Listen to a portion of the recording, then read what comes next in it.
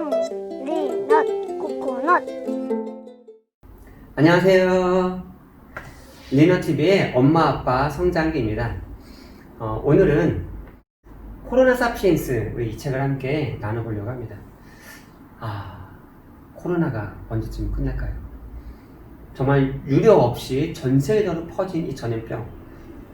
그만큼 우리가 서로 이 밀집되고 네트워크가 형성되어 있어서 함께 어울려 살아가고 있었다는 걸 깨닫게 하는 반면에, 그러기 때문에 더욱 이 걷잡을 수 없이 퍼졌던 이 전염병 사태. 우리나라 옛날 같았으면은요, 여행 같은 걸 많이 안 하고 또 뭐 경제 네트워크 이런 게 많이 돼 있지 않아서 아마 우한시에서만, 코로나 발생지에서만 사람들이 막 죽고 끝났을 거예요. 근데 지금은 서로 이렇게 계속 여행 다니고 왔다 갔다 하고 보면서 전 세계 모든 사람들이 이렇게 어려움을 겪고 있는데, 지금 코로나19가 끝나지 않았는데 왜? 또 뉴스에 나왔죠? 중국에서 돼지 독감이 발견됐는데, 이게 사람한테 전염될 수 있는 모든 조건을 다 가지고 있고, 그리고 이것도 역시 이 폐 질환에 치명적인 그러한 독감이다. 그러면서 코로나19가 끝나지 않았는데 또 새로운 독감이 또 나타날 것 같아서 주의를 기울여야 된다. 뭐 이런 얘기가 나오고 있습니다. 이런 지금 코로나19 때문에 많은 사람들이 말이 많아요. 우리가 정말 과연 코로나 이전의 시대로 돌아갈 수 있을까? 돌아갈 수 없다. 그러면서 여러 가지 이야기를 하고, 뭐 종교계, 도서관 또는 뭐 납품업계, 방송업계, 하여튼 교육업계, 모든 업계에서 비상입니다. 그리고 이렇게 우리가 예전에 전혀 경험해보지 못했던 이런 시대를 맞이하면서 우리가 어떻게 앞으로 미래를 준비해야 되는가, 뭐 이런 많은 고민들을 하게 되고, 또 많은 학자들이 이렇게 연구하고 또 이렇게 토론하고 하는 그런 상황인 것 같아요. 뾰족한 답은 없는 것 같아요. 그런 와중에 이 코로나 사피엔스라는 책이 있어서 눈이 들어와서 한번 제가 읽어봤습니다. 코로나 사피엔스, 코로나 시대의 인류, 뭐 이제 이런 생각하시면 돼요. 호모 사피엔스처럼 코로나 아시죠? 질병? 사피엔스, 인류의 진화, 어떤 그런 인류를 상징하는 모습. 호모 사피엔스처럼 그런 모습이에요. 문명의 대전환, 대한민국 대표 석학 유gin이 신인류의 미래를 말한다. 그래서 우리가 잘 아는 CBS의 정관용이라는 시사잡기 정관용 씨 잘 아시죠? 정말 저도 가끔 듣는데, 와, 아는 거 많으시고 정말 똑똑하시더라고요. 근데 그분이 이제 6분의 교수님들을 모시고, 유명한 교수님들, 우리나라의 유명한 교수님들을 모시고 대담 형식으로 책을 엮었어요. 글씨가 빠박하지 않아서 요즘 현대인들이 책을 볼 때 이렇게 넘어가는 재미가 있습니다. 글씨밥이 많지 않다 보니까 쑥쑥 넘어가요. 그 대담 형식으로 되어 있다 보니까 이제 이 정관용 씨가 질문하고 그분 교수님이 답변해주고 다시 정관용 씨가 이제 그걸 정리하고, 이런 구조로 되어 있어서 보면서 참 재밌게 잘 봤고요. 그리고 그 교수님마다 이제 전공이 다 틀리잖아요. 그래서 전공마다 이제 자신의 분야에 맞는 그런 질문을 받고 또 자신의 분야에 맞는 답변을 합니다. 뭐 경제, 문화, 생태, 심리학, 뭐 이렇게 기타 여러 가지 6개의 주제가 나오는데요. 제가 이 책을 보면서 마음에 와닿던 것 2가지 나눔 중에 첫 번째는 생태와 인간이라는 부분, 제일 첫 장에 나오는 내용이에요. 생태와 인간이라는 부분인데요. 이 부분이 되게 마음에 와닿던 거는, 왜 코로나19가 점점 이렇게 이런 질병들이, 새로운 바이러스가 왜 자꾸 창궐을 할까에 대한 답변을 말해주고 있더라고요. 이분이 생태학자이시고 이제 그쪽으로 되게 유명하신 분이신데, 이분의 이야기는 이래요. 옛날에 이런 큰 전염병, 새로운 바이러스가 5년이 있었다면, 그 다음 3년 주기로, 그 다음에는 1년 주기로. 이게 지금 점점 주기가 짧아지고 있다는 거예요. 그리고 코로나19가 끝나지도 않았고, 백신이 나오지도 않았음에도 불구하고, 돼지 독감이 또 나왔잖아요. 지금 이게 점점 이렇게 빨라지고 있는 상황입니다.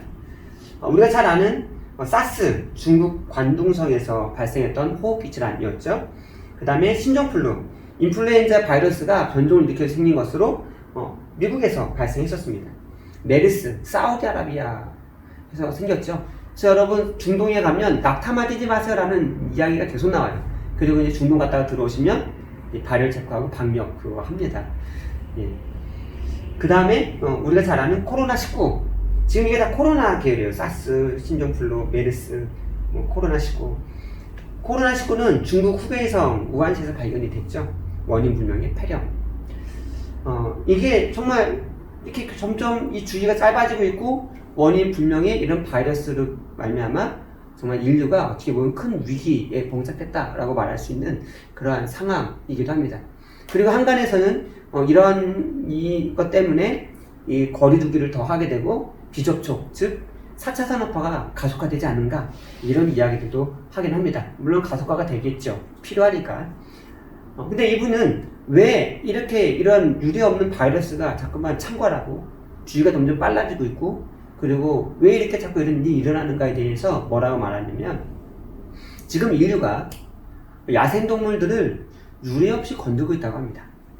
그러니까 야생동물들을 너무 많이 잡는다는 거예요.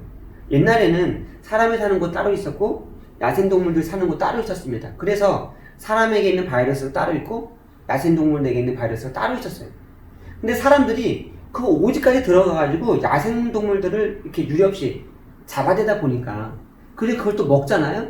그러다 보니까 동물들에게 있는 바이러스가 제 2차 숙주, 3차 숙주 이렇게 되면서 사람들한테 퍼지게 되고 그 야생동물에게 있었던 사람에게는 아직 준비가 되지 않았던 그런 바이러스가 침투되니까 속수무책으로 당하는 이런 형국이다 라고 말합니다.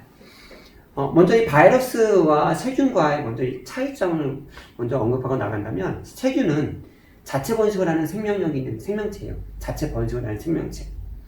근데 바이러스는 자체 번식을 못합니다. 숙주가 필요해요. 그래서 숙주 안에 들어가서 거기서 이제 번식을 몰래 같이 원격결에 이렇게 같이 이렇게 하는 그 바이러스라고 합니다. 사람들이 이 야생 동물들을 얼마나 건드냐면 아프리카나 이런 데 가면 저런 레스토랑이 있대요. 야생 동물을 요리하는 레스토랑. 프랑스에도 이게 생겼다고 합니다. 거기에는 다양한 동물의 요리가 있대요. 그래서 사람들이 오늘은 한번 어떤 동물 먹으러 가볼까? 이러면서 가는 거예요. 가서 정말 보도 듣도 못했던 그런 동물들을 코뿔소도 먹는다고 하더라고요. 코뿔소도 먹고 원숭이도 먹고 그런 여러 가지 먹습니다.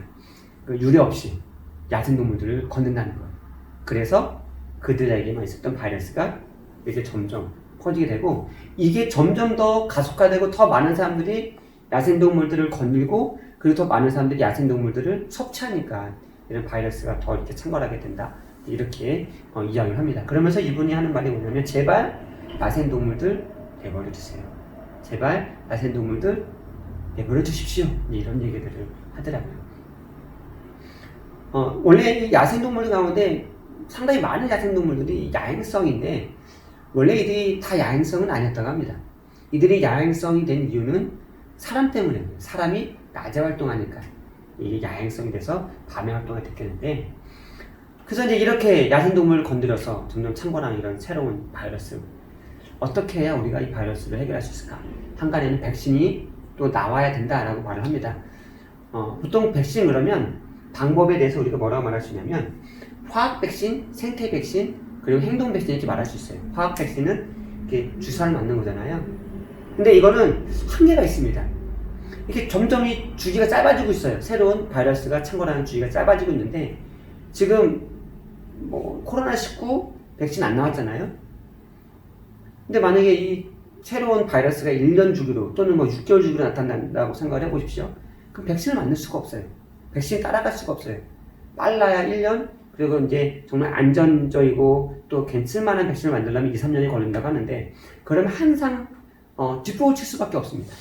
그래서 이 화학 백신은 한계가 있다고 합니다. 이 교수님 얘기는 그렇기 때문에 행동 백신과 생태 백신이 필요한데 행동 백신은 뭐냐면 우리가 잘 아는 거 거리두기 하는 거예요. 사회적 거리두기, 생활 속 거리두기. 내가 모르는 사람, 낯선 사람들하고는 거리를 두는 거죠. 이게 이제 행동 백신이고요. 그리고 환경 백신은 야생동물에게는 바이러스가 넘어오지 못하도록 이 생태 백신이에요. 생태 백신. 놔두는 거예요. 야생동물들 놔두는 거예요. 이 생태 자연들 그냥 놔두는 거예요. 그리고 거기에 안 들어가는 거예요. 필요한 것만, 우리 사람에게 필요한 것만 우리가 만들고 채취하고 나머지는 그냥 놔두는 거예요. 보존하는 거예요. 안 들어가는 거예요.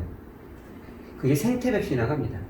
이걸 통해서 우리가 이렇게 점점 가속화되고 있는 새로운 바이러스 창궐, 이거를 해결할 수 있다라고 말합니다. 그 이야기를 들으면서, 야, 결국은 인류가 자연을, 그리고 이 야생 동물들을 유례없이 잡아대다 보니까, 또 유례없이 잡아서 먹다 보니까 이런 일이 생기는구나. 어떻게 보면 이것도 자연의 자정작용 중에 하나가 아닐까, 이런 생각들을 해보면서 참 많은 생각을 하게 됐고요. 코로나19나 이런 신종 바이러스가 창궐하는 원인에 대해서 조금이나마 알게 됐던 것 같아요. 큰 도움이 됐습니다.